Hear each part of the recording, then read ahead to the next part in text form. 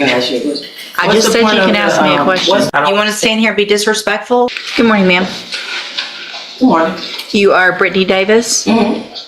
Please say yes or no. Yes. And Ms. Davis, this is your initial appearance in cause number 25, DCCR 1450. You're charged with the second-degree felony offense of assault on a peace officer from May 19th of 2025. Since you've made bond in your case, have you had an opportunity to try to hire a lawyer? It's been worked out. What's been worked out? I had to reveal my details with you as far as how I'm gonna proceed, because I don't know if I think I'm gonna represent myself. Or I'm gonna have my lawyer do it. Okay, well, that's two very different things. Yeah, I'm everywhere with it right now. What? I'm everywhere with it right now. Are you? So if okay, so if I test you today, you gonna have anything in your system? Of course. Have a seat in the jury box. Yeah. Happy New Year. Ma'am, you need to not say a single word while you're sitting over there. It's just going to make things, listen to me. Why are you testing me? Because I have that right to test anybody that walks into court, and I feel like with your behavior, I need to do that. So I need you to sit there. Your bond can be raised just for being disrespectful in court. So my suggestion is you don't say another word until we get the drug test, and then we'll see what we do from there. Ms. Davis, when's the last time you smoked marijuana? Probably like 2 weeks ago. Yeah? I waiting to get my medicine. What does smoking marijuana have to do with getting your medicine? Well, I mean, I self-medicated myself because I don't have any medicine. So I was smoking to keep me like... What medicine do you need? Adderall, Buzzprone, and Promax. What doctor are you going to? Dr. N. Spell it? N? Uh-huh. I don't know. You don't know how to spell it? No, I don't. Where is he? He's on Baptist. He's at Baptist Hospital? Or he's on the side by Baptist Hospital. Dr. N. Like Dr. Kinagani. He's not too far from Dr. Kinagani. Okay. But he a new doctor. I was going to Dr. Kinagani at first. Okay. When's the last time you saw Dr. Ian? I see Dr. N today at 2. Okay, so here's what I'm going to do, Ms. Davis. Couple of things. One, I'm going to reset your case for 2 weeks instead of 30 days. I'm going to order that you wear a drug patch. You have 24 hours to go get a drug patch on. Your bondsman can tell you where to get that. So between today and tomorrow, you got to have a drug patch on your arm. You get them changed every 2 weeks. I'm going to assume that this first one is probably still going to be positive for marijuana. But the drug patch gives me quantities, not just positive or negative. So it's going to show me that it's either going up or down or staying the same. If it's not going down every 2 weeks, the amount in your system, then I'm going to assume you're still using, and you're going to have your bond raised, and there'll be a warrant for your arrest, and you'll go back to jail. You understand? I have a question. Can I ask you a question? Mm-hmm. No. Sure. I can ask you a question. I just said you can ask me a question. What's the point of the drug pass if I admitted that I was smoking, and it's like I told you I'm without medicine? I'm disabled. So it's like... So here's the thing. There are many people who have issues that don't use marijuana to self-medicate. So I'm ordering that you can't do that. And for me to be comfortable with you being out in the community, I'm going to make that a condition of your bond. It's a violation of the law to self-medicate with marijuana. Okay. So that's why I'm doing it, because it's illegal. Okay. And you made that choice to smoke marijuana while you had a felony pending. Okay, so. I haven't been prosecuted there. You're being prosecuted right now. You haven't been found guilty, but you're charged with a felony. Right. And so you're on a bond, which means a bond is for certain things. It's to make sure that you show up to court. It's also to make sure that you and the community are safe and you're not violating the laws of the state of Texas, which you have done already while you're on bond. Typically, if somebody violates the laws while they're on bond, their bond is raised immediately and they go to jail. I'm not doing that today, but I am ordering that you have the drug patch.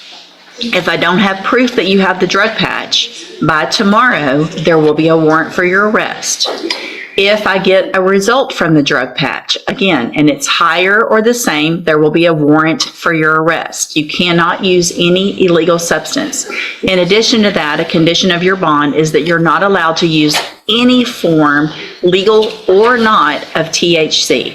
So there's no trying to go get something that's going to still test positive, but it's legal in Delta 8 or 9 or all the things that whatever's out there. So you can't use anything that's going to test positive for it. You understand?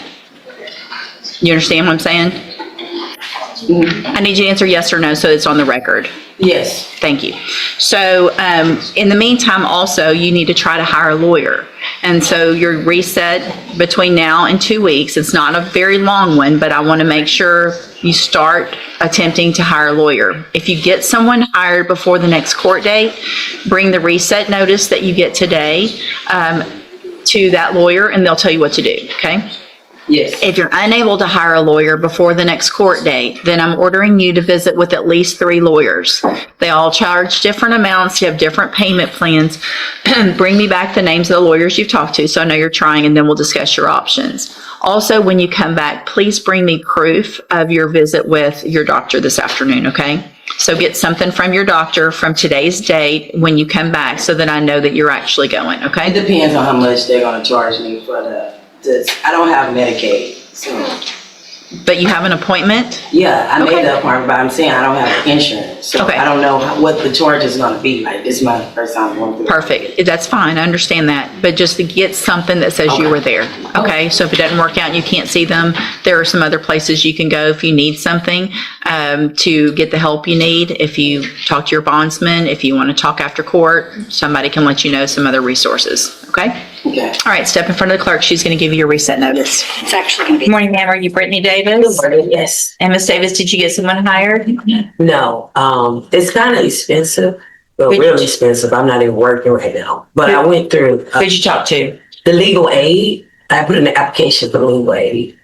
Okay. It's a place that help you get a lawyer, but they say it could take 6 months to a year. So Okay. So did you talk to any other lawyers like I told you to? the first 3 that I talked to, wow, I talked to like probably 8 of them. But the lowest there goes like 2,000 to start off. Do you have the names of the lawyers that I asked you that you talked to? You asked me that last time. I was on. Right, and then I reset you to talk to them more or get someone hired. So I did you talked to talk? Renshaw. I can't remember their name. Renshaw. There's one that's brothers. Why wouldn't you write that down and bring it? I wasn't expecting that I had to. So it looks like I you weren't what? wasn't expecting that I had to. So if you're okay. If I tell you to go talk to some lawyers and bring me the names of the lawyers you've talked to, and you don't think you can remember them, then I would think just common sense would tell you to write them down so that you could tell me that you did what I ordered you to do so that you wouldn't go back to jail, right? I did do what you ordered me to do. Okay, so first time. I ordered you to bring back the names as well, not just talk to them, but bring back who you talked to so that I know who you talked to and that you're doing what I asked you to do, right? Right? The cheapest ones that I've given you the last time I was here is the main ones that I was looking into. Okay. But when you left last time, I gave you specific instructions, Okay. right? Right. Okay. So are you wearing your drug patch? Yes, ma'am. So it looks like back on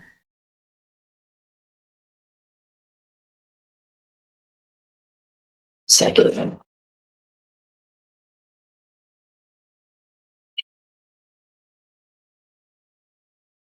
So you tested positive since you've had that drug patch on for methamphetamine. What is that? What does that mean? I don't. But what with the patch? Mm-hmm. Looks like you tested positive for methamphetamine, cocaine. Uh, Hold on. Let me print it out so I can read it better.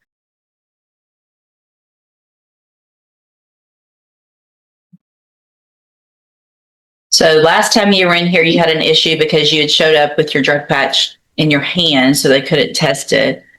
So I tested you in court, and then I made you get the drug patch put on again and told you to keep it on. And then the drug patch that was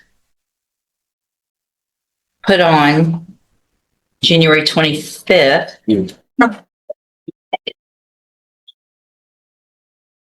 which was the day before that court date. So you had one on, you had taken it in, you put it on, tested positive for methamphetamine and cocaine. Have a seat in the jury box. I'm going to have you tested this morning, and then I'll decide what to do. Actually, come on, ma'am. Come on back up here. I know what I'm going to do. So, Ms. Davis, obviously it is a violation of your bond conditions to use any illegal substances, right? And so you tested positive for cocaine and methamphetamine on that drug patch, in addition to, in the past, not having it on correctly, and you didn't do what I asked you to do or ordered you to do also here. So I'm going to raise your bond at this time for those violations to $100,000. You will keep your court-appointed attorney while you're in custody. They'll be out to see you, and we'll just see what we do with your case at that point. You can go back with the bailiff. Wow.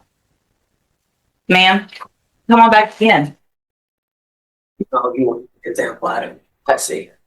I'll make an example out of anybody. Hang on. You want to stand here? You don't want. You want to stand here and be disrespectful? No, I will make an example. Understand my situation. Like, I don't care what your I'm not situation. making no excuses. Okay. I take accountability. Right. So you tested positive for methamphetamine and cocaine. I don't know how the patch work, ma'am. I haven't been doing any drugs. Well, you did something. I don't know if that's like the patch pick up sweat. I don't know if that's like after the process or what, but I haven't been doing anything. All right. Go back with the bailiff.